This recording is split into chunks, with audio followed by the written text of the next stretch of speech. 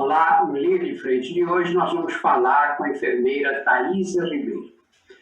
A enfermeira Thaisa trabalha no Hospital Espanhol, lá em Salvador, e é uma dessas heroínas que está na linha de frente no tratamento dos doentes internados nas unidades de terapia intensiva. Como ela está no trabalho, ela vai fazer essa entrevista de máscara. Thaisa, você se formou enfermeira quando? Isso eu me formei tem 10 anos aproximadamente. Eu sou formada em enfermagem, né? Explica como é o trabalho da enfermeira dentro da UTI, para quem não tem ideia.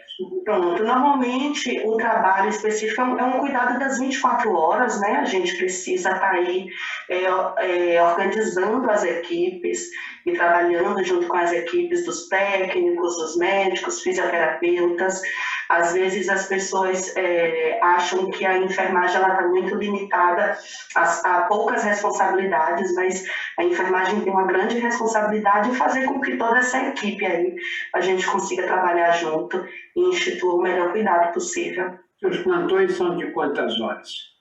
São de 12 horas, é uma carga horária de 12 horas, né? Que se inicia às 7 da manhã às 19, no período noturno das 19 às 7 da manhã. E o que mudou no trabalho de vocês depois que surgiu a epidemia? Principalmente o volume. A gente demanda, infelizmente, aí com uma grande quantidade de pacientes diariamente. Numa unidade fechada, no UTI, a gente vai ter aí aproximadamente 10 leitos, 8 leitos máximos, mas a gente tem unidades aqui que a gente trabalha com 20 leitos, 20 pacientes dentro de uma única UTI. Então, esse volume de trabalho cresceu bastante. E quais são as dificuldades quando você tem uma UTI superlotada assim? Vocês conseguem dar o atendimento ideal para todos os doentes? A dificuldade maior é a gente prover diariamente um quantitativo de funcionários, né? Para poder a gente estar cobrindo essa UTI, porque na hora da intercorrência, a gente precisa aí de um número mínimo, né, de funcionários atuando ali só com aquele único paciente, e as intercorrências elas acontecem simultaneamente.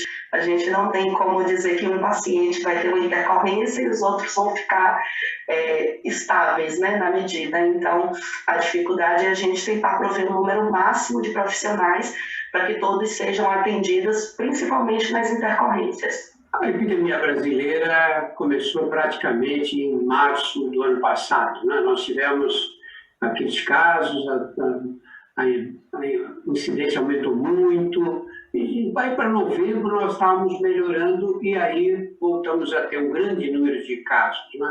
O que você notou no perfil das pessoas que chegam na UTI agora a partir dessa nova onda? Inicialmente, na pandemia, a gente tinha uma faixa etária aí de 70 a 80 anos, né, de pessoas mais idosas, e hoje a gente tem um perfil aí desses pacientes que se encontram na faixa dos 30 aos 50 anos.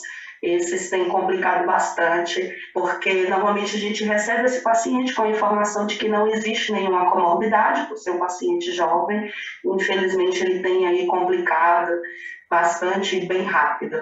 Então, o que mudou principalmente foi o perfil da idade.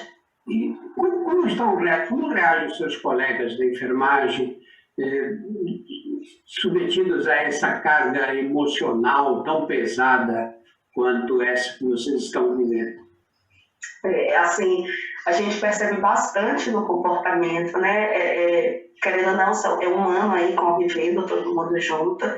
Então, a gente percebe quando o colega está sobrecarregado, está triste, né? Por conta daquelas intercorrências que a gente não consegue controlar. E, graças a Deus, a gente trabalha aqui numa instituição que a gente recebe muito apoio das nossas coordenações em criar medidas, né? Para que a gente possa extravasar um pouco esses nossos sentimentos e saber lidar com esses sentimentos, às vezes, de frustração pela perda eventual de algum paciente, ou da gente ter um certo limite, né, até onde a gente pode agir para poder ajudar. Quando você sai de um plantão de 12 horas, cansada, frustrada com os doentes que infelizmente vieram a falecer, e você vai para casa, passa na frente de um bar e vê as pessoas todas ali, amontoadas, todo mundo sem máscara. O Que sensação provoca em você? É de frustração, né? É um pouquinho, é aquela questão de você tentar dar o seu máximo, né? E aí você sai e você se frustra, como se as pessoas, eu não sei se a palavra poderia ser valorizar o nosso trabalho, mas assim, você sente que todo o esforço que você realiza, né, está sendo meio que em vão. Você sai de casa de manhã para ir trabalhar, sai de casa, está protegida, né? E vai para onde o vírus está. Isso te dá medo isso? Inicialmente, sim. Inicialmente eu senti muito medo. Quando eu falei até com os meus pais, né, que eu tinha me candidatado e ia entrar para trabalhar dentro de uma unidade específica de Covid, eles ficaram bastante ansiosos também. Mas o medo, ele é amigo do desconhecido, né? O vírus ainda, a gente não sabe por completo sobre ele, mas assim, quanto mais a gente estuda, se especializa, esse medo ele vai diminuindo também. Eu acho que se você tomar todas as medidas, precauções, claro que ninguém está isento, mas a partir do momento que você vai adquirindo conhecimento, esse medo ele vai dando uma acessada também. E você não tem medo de levar o vírus para dentro de casa e disseminar na sua família? Tenho bastante. Eu ainda moro com os meus pais, né? Meus pais são idosos. Meu pai é paciente até oncológico, graças a Deus já considerado curado, porque já tem 5 anos aí de remissão. E minha mãe tem uma síndrome autoimune, que é Sjögren, então eu tenho muito medo. Graças a Deus a gente mora assim numa casa grande, são uma casa de 2 andares, então a gente tenta manter esse distanciamento aí dentro de casa. Você lembra assim, qual foi uma das situações mais... Quem está no UTI vive situações limites o tempo inteiro, né? Mas teve alguma que te atingiu especialmente? Quando pacientes simultaneamente complicam, né? Você tem um número de profissionais para poder estar atendendo-los, mas como eu falei, a gente trabalha aí em unidades, às vezes, que são 20 leitos. Então, situações onde você precisa realizar a escolha de quem você atende primeiro, de quem você cuida primeiro. Essas são as piores situações. Você sabe, Thaisa, que eu, quando vejo as pessoas, os médicos que estão aí nas UTIs, as pessoas desconhecem o trabalho da enfermagem, né? Que é, na verdade, um trabalho muito mais importante do que o trabalho dos médicos.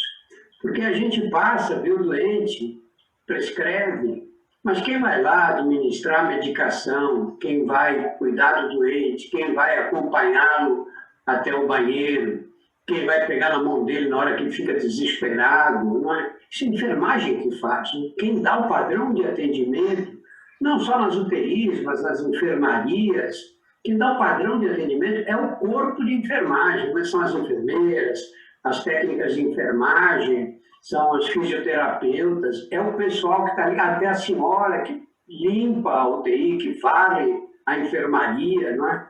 É isso que dá o padrão geral do atendimento. Na verdade, é um trabalho que fica desconhecido pela população, desconhecido na sua extensão, né? Como a enfermagem está ali 24 horas, né, ao lado do paciente, a gente, na verdade, consegue perceber nuances, né, mudanças mínimas no padrão dali do paciente, tanto de sinais vitais, às vezes da fala do paciente, né, se ele está ali porventura desorientando, se essa desorientação ela é um sinal clínico ali da doença ou porventura de alguma medicação, até do próprio confinamento, né? Aí com a pandemia esse paciente ele fica isolado durante muito tempo e porventura ele pode vir a ter algum discurso desconexo. É a enfermagem mesmo que está ali do lado e percebe essas nuances. Como a gente está 24 horas, a gente consegue perceber pequenas mudanças de piora ou de melhora no nosso paciente. Thaisa, muito obrigado. Parabéns a você, aos seus colegas da enfermagem, que fazem um trabalho importantíssimo nesse momento. Eu que agradeço, doutor Drauzio. Um beijo.